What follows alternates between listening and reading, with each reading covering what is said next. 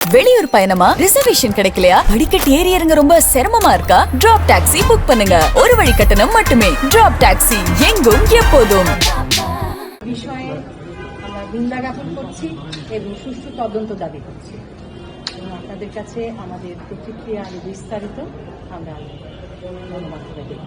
আপা আপনাদের যে ক্ষয়ক্ষতি আমরা দেখলাম তো এতে করে আসলে আপনারা কি মনে করছেন আপনাদের গুরুত্বপূর্ণ কোনো নথি বা আপনাদের ক্ষতি কিরকম হয় ধারণা এখনই অল্প সময়ের মধ্যে তো বলা যায় না।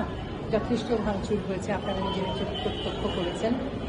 সেটা আর্থিক হিসাব করে তো বলা সম্ভব। আর্থিক বলছি না, নথিগত সেভাবে হয়তো হয়নি, আমাদের প্রচুর বই, দুষ্প্রাপ্য বই ইত্যাদি হয়তো গেছে, কিন্তু বিস্তারিত আমার মনে হয় যে আমরা এই মুহূর্তে এতটাই বিচলিত আছি এবং আমরা ভীষণভাবে চাইছি যেটা সুষ্ঠু তদন্ত হোক এবং ওসমান হাদির মৃত্যুতে আমরা শোক প্রকাশ করছি এবং সেটার সূত্র ধরে ছায়ানটের হামলাটা আমরা একেবারে আমাদের কাছে বোঝানো হয়।